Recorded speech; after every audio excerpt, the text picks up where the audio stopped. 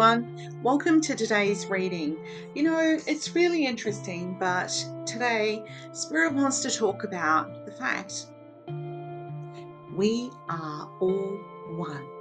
Can you believe that? It doesn't matter where you live, we are all going to be looking at the same moon. It doesn't matter where you're from. When you look at the sky tonight, you're going to be looking at the same moon.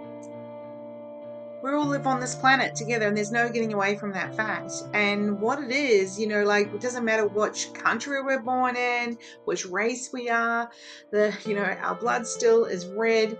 We are all the same. And we may have different personalities. That's because Spirit doesn't want it to be just boring. Imagine if we were all Donald Trumps, although that could be interesting.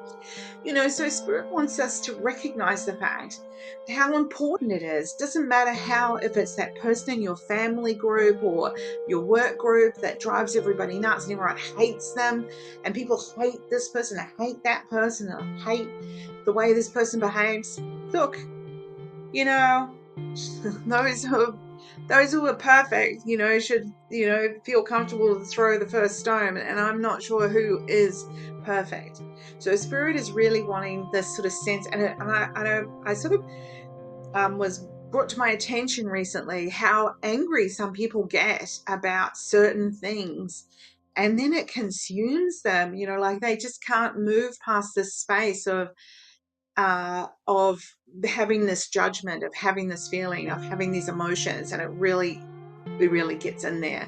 So Spirit wants us to step back and go, you know what? Unconditional love. And the importance of that is we're just about to have a full moon. We're just about to have a total lunar eclipse, right? What does that mean? It means it's like that fresh start. It's like leaving what was behind. It's taking that moment to pause and stop, literally, as the whole thing happens. So this is Spirit's way of making us stop and realize that there are things that happen to us in our lives that we cannot control, because as sure as mustard, that total lunar eclipse is going to happen tomorrow, whether you want it to or not. This is the reality. Stuff is going to happen to us in our lives whether we want it to or not. But we are in control of what we think and feel.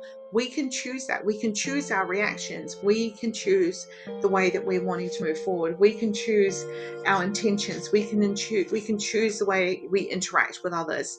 We forget that we have that control, and Spirit is constantly reminding me to remind us that energy follows thought. Okay, energy follows thought. What you think, you create. If you're angry about someone or something, then you are angry. If you're angry about the other, then you are angry and upset with life generally. So swap it up. Swap it up. Okay, we are all one. Choose to pull that energy out of yourself, because it's a crappy place to freaking live, right? All right, I'm going to pick 3 cards: the left, the right, and the middle. And Spirit says, as we change our perspective and as we choose to recognize that we are all one and that energy follows thought, right? Energy starts to move us into a really beautiful vibration. Why would we not choose that? What is the matter with us, honestly? Lefties, if you've picked the left card, this is the 2 of Swords. This is, to me, I'm impressed to say today, this is a sense of refusing to see the balance, refusing to see both sides. Here she is with her blindfold on, just not being able to undo the messy overwhelm thing that's happening and to see how everything is related. Okay, so here she is, and the birds are just taking advantage of her. They're like got bits of cotton or bits of string kind of wrapping around her, and yet she's got this blindfold on that anyone could easily pull off, including herself, and yet she's kind of pretending that she can't. We are in control of ourselves.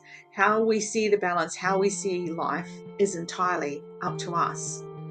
Sometimes it can feel it's not, but that's because we're getting too bogged down in detail. Righties. Ooh, Another two cards. This is the Two of Cups, and this could literally mean for you a new relationship. It could be a refreshing or a refresh on your current relationship. It's just a bringing together of beautiful energies. And as I look at this card, it just feels a real sense of, oh, isn't that lovely? They're holding hands and the energy is balancing up. And that is wonderful. It's filling the cups. And it's not forcing something. It's just is. It is what it is. You know, when you're with someone that you're enjoying being with, doesn't matter whether it's friend or a romantic partner or family, then it's just easy. Middle card. And the Emperor, this is a beautiful card. He's so chilled in his beanbag. He's got his legs crossed. He's sitting on what seems like a chessboard. He's holding the bishop in his hands. He is ready to make a decision. He's connected to spirit. He's large and in charge. So if you pick this middle card, then you're kind of saying, like, I'm okay how I am. I will make a strategic move when I need to.